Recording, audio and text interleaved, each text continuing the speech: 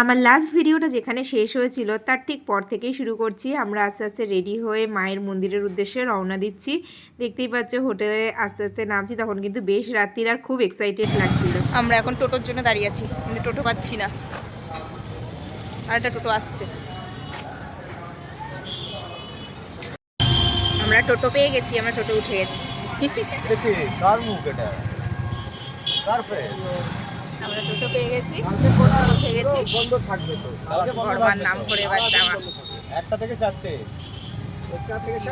রাত্রি এখানে স্টুডিওটা অনেক বড়, বারাসাতের থেকেও বড়। এখানে স্টুডিওটা বিশাল বড়। সময় থাকলে দেখতাম, কিন্তু সময় নেই। 3 তারিখ পর্যন্ত অর্ডার থাকি আছে। 30, 31, 1, 2, 3 মোটামুটি সব জায়গাতেই নো এন্ট্রি হয়ে গিয়েছিল, তাই একটা নির্দিষ্ট জায়গা পর্যন্তই টোটো যাচ্ছিল। সেই পর্যন্ত পৌঁছে তারপর থেকে আমরা পায়ে হেঁটেই আস্তে আস্তে মন্দিরের দিকে এগোতে লাগলাম। আগের ভিডিওতে তোমরা কিন্তু এই জায়গাটা দেখেছো, তখন মায়ের মূর্তি রেডি হচ্ছিল, আর এখন দেখছো পুরো তৈরি। একদম মাকে সুন্দর করে সাজিয়ে জায়গা মতো মাকে বসিয়েও দিয়েছে, আর মণ্ডপটাও তৈরি হয়ে গেছে। এটা কিন্তু একটা বাড়ির পুজো, আগের ভিডিওতেও তোমাদের বলেছিলাম। আর এই পুজোটা যেখানে হচ্ছে তার থেকে একটুখানি এগোলেই বড় মায়ের আসল মন্দির। তো সেই দিকেই আমরা আস্তে আস্তে এগোতে লাগলাম। আর রাস্তায় রাত্রির যত বাড়ছিল ভিড় কিন্তু ঠিক ততটাই বাড়ছিল। রাস্তা কিন্তু সেটা তোমরা ছবিতে দেখেই বুঝতে পারছো। আর এই যে আমাদের সামনেই রয়েছে বড় মায়ের আসল মন্দির, মানে যেখানে নিত্য পুজো হয়। আর মূর্তি তো মানে বড় মায়ের যে মূর্তি সেটা তো আরেকটু এগিয়ে গিয়ে হয়েছিল, এই যে। আর এখানে কিন্তু মাকে তখন অলংকারের সজ্জায় সজ্জিত করা হচ্ছিল। আমি শুধুমাত্র অবাক হয়ে দেখছিলাম কিছু। তারপরে আস্তে আস্তে এগিয়ে চলে আসলাম দেখতে যে কোথায় মায়ের পুজো নেওয়া হচ্ছে। অন্যান্য সময় যেখানে পুজো নেওয়া হয় এই সময় মানে এই বিশেষ সময়ে কিন্তু সেখানে পুজো নেওয়া হয় না। তো সেটারই খোঁজ খবর নেওয়ার জন্য এগিয়ে এসেছিলাম আমরা সবাই। তো তারপরে দেখে নিয়ে আমি ঠিক করলাম পুজোটা এখনই দিয়ে নিই, কারণ দণ্ডি কাটার পরে ভিজে গায়ে পুজো দিতে আসাটা একটু অসুবিধার। তাই পুজোর যাবতীয় সরঞ্জাম মানে যেগুলো দিয়ে পুজো আমি দেবো ঠিক করেছিলাম সেইগুলো দোকান থেকে কিনে যেখানে জমা করতে হবে সেখানে এগিয়ে গেলাম। আর এখানে কিন্তু আমার সঙ্গে আমার আর এক বান্ধবী অঙ্কিতা ছিল, ওর ছেলে এবং আমার মেয়ে দুজনেই একই স্কুলে পড়ে। তো সেই সূত্রেই ওর সঙ্গে আলাপ। ওরা গত বছরও এসেছিল মায়ের এখানে দণ্ডি কেটে পুজো দিতে। তো ওদের কাছ থেকে অনেক হেল্পও পেয়েছিলাম, অনেক ইনফরমেশনও পেয়েছিলাম, যা আমাদের অনেক হেল্প করেছিল। তো আমরা পুজো টুজো এখানে তো দিয়ে নিলাম, কারণ পুজোটাই আসল দেওয়ার ছিল। এখানেই দক্ষিণা বাক্সে দক্ষিণা দিয়ে সবার নামে যার যার নামে পুজো দেওয়ার ছিল। আমরা ভালো মতো সব কিছুই পুজো দিয়েছিলাম, এবং এখানের ব্যবস্থাপনাটা সত্যি খুব ভালো ছিল। কোনো রকম কোনো তাড়াহুড়ো নেই, খুবই ভালোভাবে সব হচ্ছিল। আর এখানে দেখতে পাচ্ছ বাঁশের গায়ে মায়ের সব অলংকারগুলোকে পুরো টাঙিয়ে রেখেছে মানে যেমন জামা কাপড় লম্বা করে আমরা মেলি ভিজে জামা কাপড়, সেরকমই এখানে মায়ের অলংকারগুলোকে এখানে ঝুলিয়ে ঝুলিয়ে রেখেছে। তো দেখতে কিন্তু খুব মজার লাগছিল। আমি প্রথমে দূর থেকে বুঝতে পারিনি, কাছে আসার পর সেই জিনিসটা বুঝতে পারলাম। আর দেখতে পাচ্ছ এই সময় কিন্তু অলরেডি দণ্ডি কাটা শুরু হয়ে গিয়েছিল, অনেকেই দণ্ডি কাটছিল। আমার জন্য আলপাল্লি আনছি। এখন বাজে প্রায় 12টা, আমরা গঙ্গার ঘাটে বসে আছি, বসে অপেক্ষা করছি। বলছি একটা ভেতর কার্ড ব্যবহার করে দাও না। অপেক্ষা করছি, এই 1টা বাজলে স্নান করবো, শুরু করবো। বসতে দিয়েছি তাই বসে আছি।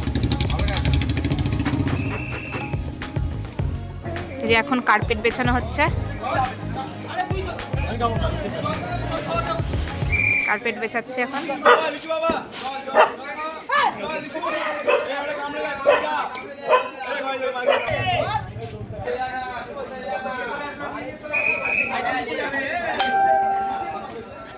ধন্যবাদ।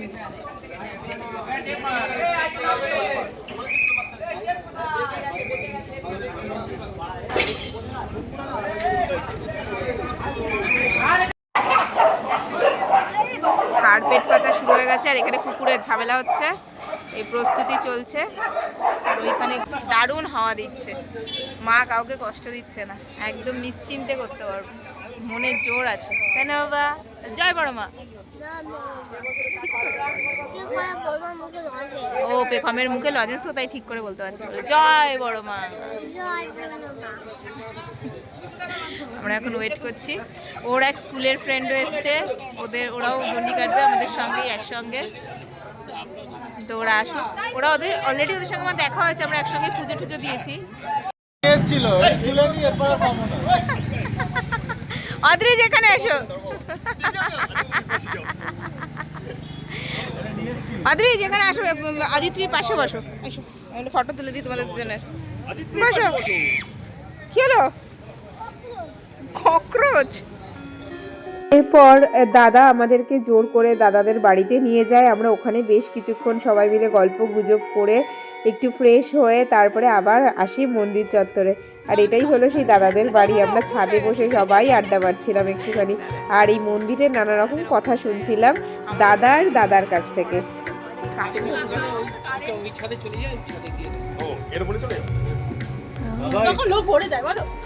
লোক ঢুকতে দিচ্ছে না, আগে যেরকম লোক সারা ইয়েতে ভর্তি থাকতো, এখন পুলিশ পুরো প্রোটেকশন, কোনো লোক ঢুকতে দেয় না।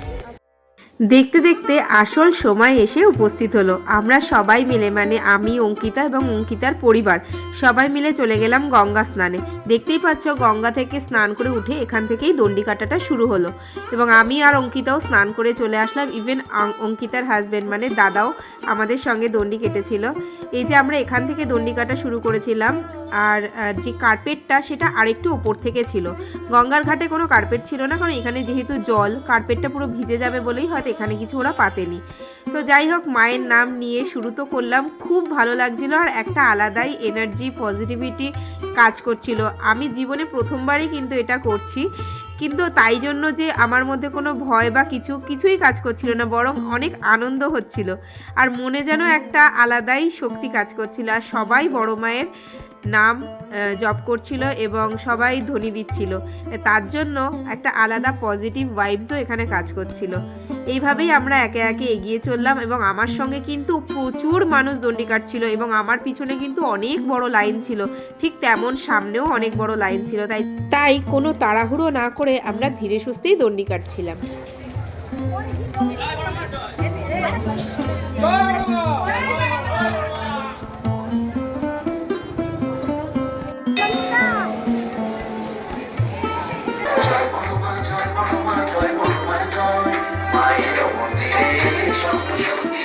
নৈহাটি বড়কালী পূজা সমিতি ট্রাস্টের পক্ষ থেকে উপস্থিত দর্শনার্থীদের প্রতি একটি বিনীত নিবেদন, অনুগ্রহ করে একটু মনোযোগ দিয়ে শুনবেন। গঙ্গার ঘাট থেকে মায়ের মূর্তি পর্যন্ত কিন্তু অনেকটাই রাস্তা। আমরা খুব ভালোভাবে সবকিছু সম্পূর্ণ করেছি, একটুও মা কাউকে কষ্ট হতে দেয়নি। অবশেষে মায়ের চরণে এসে আমাদের দণ্ডি কাটা সম্পন্ন করলাম, এবং মাকে ধূপধুনো দেখিয়ে নিজেদের মনের প্রার্থনা জানালাম। সবকিছু খুব ভালোভাবেই শেষ হলো। এবার একটু রেস্ট নেব, সকালবেলা উঠেই বেরিয়ে যাব। ইচ্ছা আছে মায়ের দর্শন করে তারপরে বেরোবো। খুব ভালো করে সব হয়েছে, কষ্ট একটু হয়নি, খুব খুব খুব মন ভরে সব কিছু করতে পেরেছি। তবে একটুখানি আফসোস আছে, যেটা হচ্ছে মায়ের মূর্তিটা দেখতে পাইনি ভালো করে, কারণ দাঁড়াতেই দিচ্ছিল না। 2 নম্বর কথা, পুরো সজ্জা কমপ্লিট হয়নি, মানে মায়ের মূর্তি কমপ্লিট কিন্তু অলংকার পড়াচ্ছে এখনও। তো কালকে ইচ্ছা আছে একবার দর্শন করে সকাল সকাল বেরিয়ে যাব। তো এখন অনেক রাত্রি হয়ে গেছে, আর খুবই টায়ার্ড লাগছে সবার, বেকমও এখনও জেগে আমার সঙ্গে। তো এই ভিডিওটা এখানেই শেষ করছি, আবার একটা নতুন ভিডিও শুরু করবো কালকে সকাল থেকে। তো সবাই ভালো থাকো, সুস্থ থাকো, গুড নাইট।